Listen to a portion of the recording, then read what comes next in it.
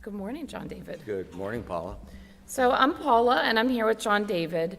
And John David, why don't you tell us, when did you start attending church here at the Elizabethtown Church of the Brethren? I don't remember the year, but it's been a little over a decade. All right, and why don't you tell the congregation a little bit about yourself? Some in the congregation have seen me around. I was at one time the interim pastor here, but right before our current team came in place. Let's see, yeah. So in the past 10 years that you've been here, what have you learned about this congregation? This is an amazing congregation. The sense of sincere compassion that people demonstrate not only for each other within the different groups here, but for each other, regardless of our circumstances, has really impressed me profoundly. The second thing that strikes me with significance has to do with the quality of expertise that people show, whether it's in construction, whether it's in thought, or whether it's in research. It just amazes me, the skill sets and the music teams that we're putting together. It's just astonishing, the quality of what we have. And I'm excited to see we're learning within the technology side of things how to share that with other people. That gets me excited. You mentioned expertise. What's your background? You said you were the pastor here. I'm a nerd.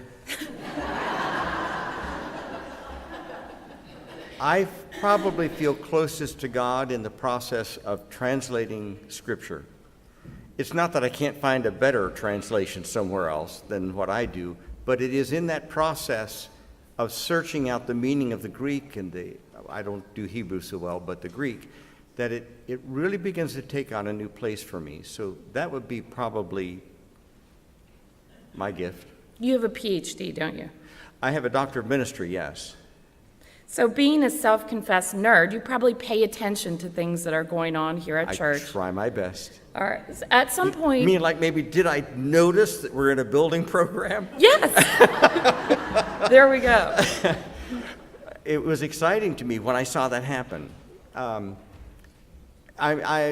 Because I felt like there are many needs that we have that often go unseen. Many people who come here only for worship are probably oblivious to the desperate needs that we've been having. For example, just today, my knee bumped the bench or pew, whatever you want to call it, and look what happened. This came off. Did you try that? No, it was quite by accident. And this thing was already broken, kind of, and this is cracked, and I'm thinking, oh dear. Don't worry, we do have some talented carpenters here. We do. So, well, when you learned about the possible building expansion, did you have initial thoughts? Yeah.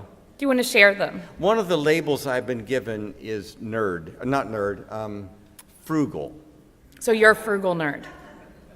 Some laugh because they've heard me sing that they've heard other people call me frugal. I could tell you stories, but I won't. And I've tried to allow the Lord to break down that wall so that it can get through to the real person inside. But the frugality of me is it really worth it? What are we really up to? Are we overdoing? I fret about those things. Yeah. And when you fret about them and think about it using your theological hat, what do you come back to? One of the recent discoveries for me has been the importance in the Bible of honor. We call the word praise, but what that really means is showing honor to. And in those days, the way they showed honor to God was by bringing offerings to the sanctuary. A lot of people think that was just to get pardon for sin. That was only a small part of it. The real issue was, am I showing honor to God? And the more they brought offerings of gold and silver and animals for sacrifice, the more people did this, the more others saw all these gifts coming in and the riches at the temple, and they recognized then a sign of how much honor God deserved to these people. it gets me to thinking about, so what are we doing by what we have here to show people we are honoring God? And that's helped me to kind of break through my stinginess, my frugality, my fears about my future and so forth, and say that doesn't matter as much right now as demonstrating that I honor God. Well, thank you, John David, for sharing those thoughts and the fact that you broke the church. And we appreciate it. Thank you.